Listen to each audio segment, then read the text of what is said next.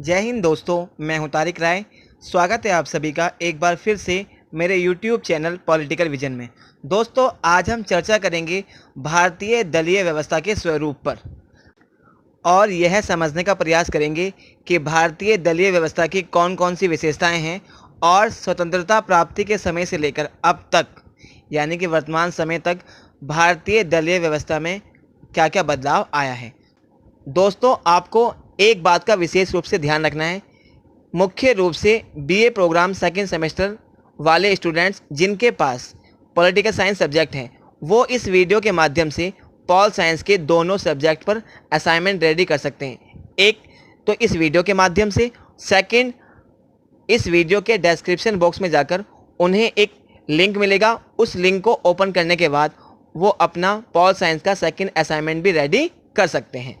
दोस्तों, यह video BA programme second semester और BA honours political science second semester के सभी स्टूडेंट्स के लिए बहुत ही महत्वपूर्ण है। तो आइए हम सीधा अपने टॉपिक पर चलते हैं और इसे समझने का प्रयास करते हैं। दोस्तों, जैसा कि आप सभी जानते हैं कि एसओएल की तरफ से सभी स्टूडेंट्स को असाइनमेंट्स बनाने के लिए कुछ क्वेश्चन पेपर प्रोवाइड किए गए हैं। तो दोस्तों, उनमें से एक महत्वपूर्ण क्वेश्चन यह है कि भारतीय दलीय व्यवस्था से क्या अभिप्राय है और भारतीय दलीय व्यवस्था के स्वरूप का वर्णन कीजिए, जैसा कि सामने डिस्प्ले पर दर्शाया गया है।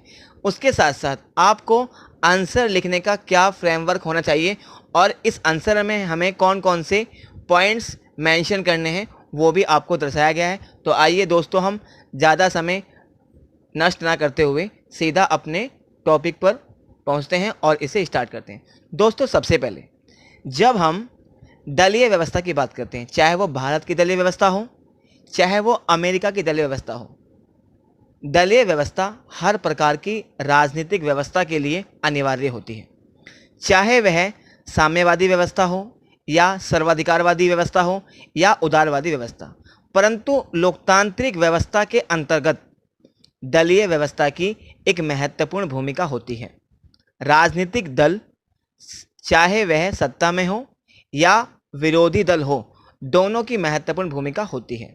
सरकार चलाना केवल सत्तारूढ़ दल का ही कार्य नहीं है, बल्कि विरोधी दल का भी कार्य है। दोस्तों, जैसा कि आप सभी बहुत अच्छे से जानते हैं कि भारत में लोकतांत्रिक व्यवस्था को अपनाया गया है। विश्व के अन्य लोकतांत्रिक देशों की भांति भारत में भी राजनीतिक दलों का महत्वपूर्ण स्थान है। अरस्तू के अनुसार या अरस्तू की बात माने तो किसी भी देश में राजनीतिक दल उस देश की राजनीतिक व्यवस्था, सामाजिक व्यवस्था, सांस्कृतिक व्यवस्था और भूगोल से प्रभावित होती है। तो दोस्तों, दलीय व्यवस्था का अध्ययन करने के बाद अब हम भारतीय दलीय व्यवस्था को समझने का प्रयास करेंगे। दोस्तों, जहाँ तक भारतीय दलीय व्यवस्था का सवाल है, तो भारतीय राजनीति की शुरुआत भारतीय राष्ट्रीय कांग्रेस से होती है। कांग्रेस की स्थापना सन 1885 में एक ब्रिटिश राजनीतिक विचारक ए.ओ. ह्यूम द्वारा की गई थी। भारत के स्वतंत्रता संग्राम में कांग्रेस पार्टी ने महत्वपूर्ण भूमिका निभाई थी। कांग्रेस का प्रभाव भारत के जन जन तक था। स्वतंत्रता प्राप्ति के बाद भी इस दल का प्रभाव भारत में बना रहा। अन्य राजनीतिक दल का उदय भी इसी राजनीतिक दल के असंतुष्ट नेताओं द्वारा किया गया।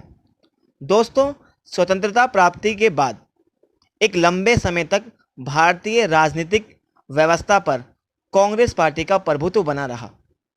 कांग्रेस के अधिकांश समय तक सत्ता में बने रहने के कारण एक प्रसिद्ध विद्वान मॉरिस जोन्स ने भारत की दलीय पद्धति को एक दल की प्रधानता वाली बहुदलीय व्यवस्था कहकर पुकारा है।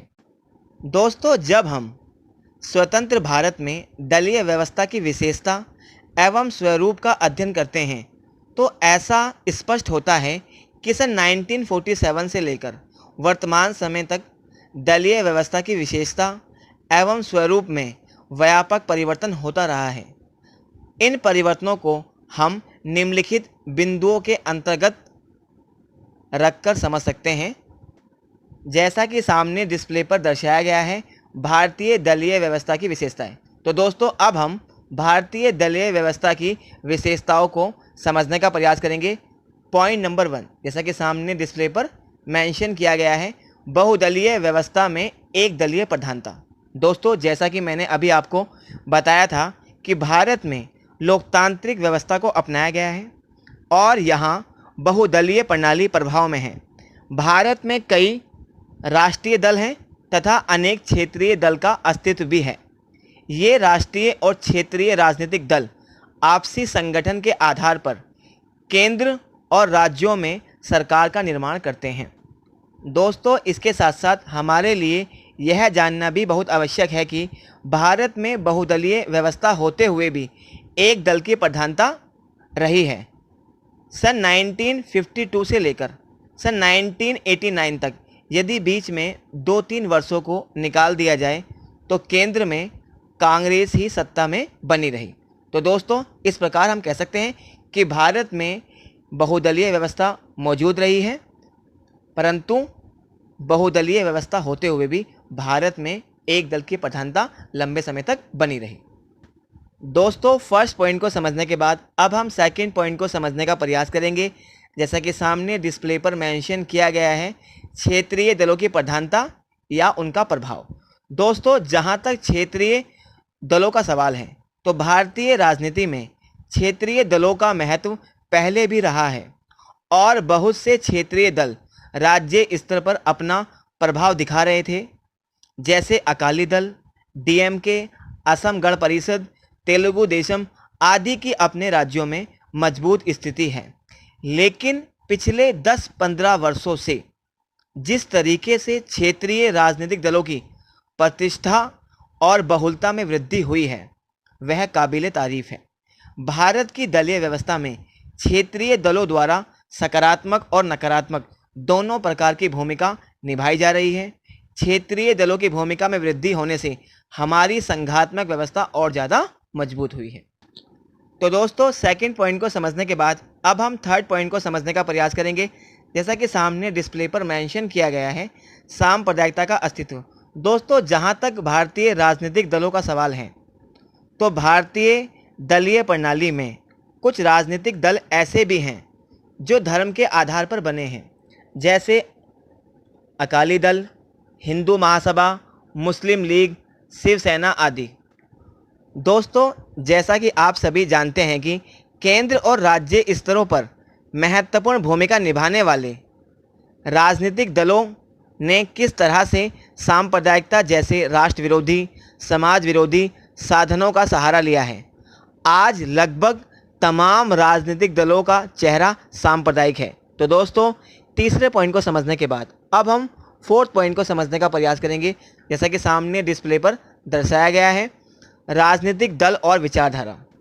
दोस्तों वैसे तो सभी राजनीतिक दल किसी खास विचारधारा अथवा सिद्धांत पर आधारित होते हैं, लेकिन वास्तविकता तो यह है कि भारत में राजनीतिक दलों का विचारधारा और सिद्धांत से नाता टूटता जा रहा है। लगभग सभी राजनीतिक दल आज अवसरवादी राजनीति कर रहे हैं। उनके बीच वैचारिक मर्यादाओं का महत्व कम होता जा रहा है। इस प्रकार यह कहा जा सकता है कि भारतीय राजनीतिक व्यवस्थाओं की एक नवीन विशेषता सिद्धांत विहीन एवं विचारधारा विहीन राजनीति भी है। दोस्तों फोर्थ पॉइंट को समझने के बाद अब हम फिफ्थ पॉइंट को समझने का प्रयास करेंगे। जैसा कि सामने डिस्प्ले पर दर्शाया गया है, विभाजन एवं गुटबंदी। दोस्तों भारत में प्रत्येक राजनीतिक दल में गुटबंदी बनी रही तथा असंतुष्ट गुट एक नया दल बनाते रहे हैं। यह प्रक्रिया आज भी जारी है। कांग्रेस का विभाजन, भारतीय कम्युनिस्ट पार्टी का विभाजन, जनता पार्टी का विभाजन और अकाली दल का विभाजन आदि इसके प्रमुख उदाहरण हैं। तो दोस्तों फिफ्थ पॉइंट को समझने के बाद अब हम सिक्स पॉइंट को समझने का प्रयास करेंगे। जैसा कि सामने डिस्प्ले पर मेंशन किया गया है, दल बदल की प्रवृत्ति। दोस्तों भारत में कुछ राजनीतिक दल के नेता तो मजबूरी में दल बदल करते हैं, लेकिन बहुत सारे नेता स्वार्थों की पूर्ति ना होने पर दल बदल करते हैं। दल बदल की प्रवृत्ति ने आज हर सरकार के सामने एक गंभीर समस्या खड़ी कर दी है। इस प्रकार दल बदल भी भारतीय राजनीतिक व्यवस्था की एक महत्वपूर्ण विशेषता बनी हुई है। तो दोस्तों 6 पॉइंट को समझने के बाद अब हम 7 पॉइंट को समझने का प्रयास करेंगे। जैसा कि सामने डिस्प्ले पर मेंशन किया गया है, व्यक्ति पूजा। दोस्तों यह एक महत्वपूर्ण पॉइंट है, इसे आप थोड़ा ध्यान से समझने का प्रयास करना। दोस्तों पंडित जवाहरलाल नेहरू और लाल बहादुर शास्त्री की मृत्यु के बाद ऐसा लगने लगा था कि कांग्रेस के अंदर व्यक्ति के अस्तित्व की भूमिका समाप्त हो जाएगी, लेकिन इंदिरा गांधी के नेतृत्व में कांग्रेस को एक करिश्माई नेतृत्व मिल गया। इसी प्रकार वर्तमान समय में भी नरेंद्र मोदी के नेतृत्व में भाजपा को एक करिश्माई नेतृत्व मिल गया और अनेक राज्य की सरकारें व्यक्ति विशेष की करिश्माई नेतृत्व पर टिकी हुई हैं। इस प्रकार यह स्पष्ट होता है कि व्यक्ति पूजा भारतीय दलीय व्यवस्था की एक महत्वपूर्ण विशेषता है। तो दोस्तों 7 पॉइंट को समझने के बाद अब हम 8 पॉइंट को समझने का प्रयास करेंगे। जैसे कि सामने डिस्प्ले पर दर्शाया गया है, विपक्षी दलों के बीच एकता एवं परस्पर विरोध। दोस्तों जैसा कि मैंने अभी आपको बताया था, कांग्रेस का सत्ता पर वर्चस्व बने रहने के कारण अन्य दलों को विपक्षी दलों की पद्धति मिलती रही है। ये विपक्षी दल प्रत्यक्ष रूप से कार्य करते रहे हैं। सन 1967 में विपक्ष ने संयुक्त रूप से कांग्रेस को चुनौती दी। इसी प्रकार सन 1977 में सोशलिस्ट पार्टी, लोक दल, भारतीय जनसंघ, कांग्रेस ओ और कांग्रेस फॉर डेमोक्रेसी आदि ने मिलकर जनता पार्टी का निर्माण किया। यह केवल कुछ समय तक सत्ता में बनी रही और बिखरती रही। तो दोस्तों 8 पॉइंट को समझने के बाद अब हम 9 पॉइंट को समझने का प्रयास करेंगे। जैसा कि सामने डिस्प्ले पर दर्शाया गया है, गठबंधन की राजनीति।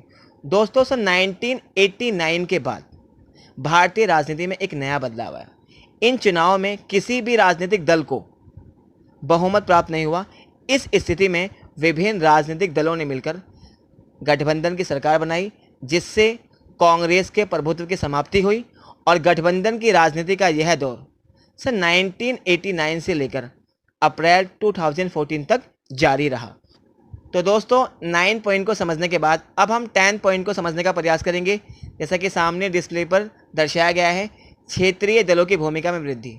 दोस्तों सन 1989 में गठबंधन सरकार की राजनीति के परिणाम स्वरूप क्षेत्रीय दलों की भूमिका में तेजी से वृद्धि हुई, जिसके परिणाम स्वरूप अब क्षेत्रीय दल राष्ट्रीय राजनीति में एक महत्वपूर्ण भूमिका निभाने लगे हैं। तो दोस्तों 10 पॉइंट को समझने के बाद अब हम 11 पॉइंट को समझने का प्रयास करेंगे। जैसा कि सामने डिस्प्ले पर दर्शाया गया है, भाजपा का बढ़ता हुआ प्रभुत्व। दोस्तों जैसा कि आप सभी बहुत अच्छे से जानते हैं कि वर्तमान समय में भारतीय राजनीतिक व्यवस्था पर भाजपा यानी कि बीजेपी का प्रभाव तेजी से बढ़ता जा रहा है। ना सिर्फ केंद्र में भारतीय जनता पार्टी की सरकार है, बल्कि भारत के अधिकतर राज्यों में भी भारतीय जनता पार्टी सत्ता में है। तो दोस्तों भारतीय दलीय व्यवस्था की प्रमुख विशेषताओं का अध्ययन करने के बाद अब हम भारतीय दलीय व्यवस्था के बदलते हुए स्वरूप को समझने का प्रयास करेंगे। जैसा कि सामने डिस्प्ले पर एक डायग्राम दर्शाया गया है। इस डायग्राम में 3 फेज दिखाए गए हैं, फर्स्ट फेज, सेकंड फेज और थर्ड फेज।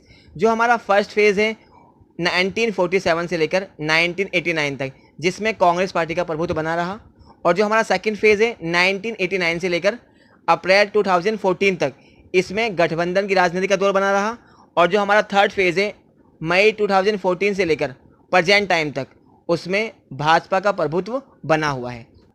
तो दोस्तों भारतीय दलीय व्यवस्था की प्रमुख विशेषताओं एवं स्वरूप का व्यापक रूप से अध्ययन करने के बाद अंत में यह कहा जा सकता है कि सन 1947 से लेकर आज तक भारतीय दलीय व्यवस्था के स्वरूप में लगातार बदलाव आते रहे हैं।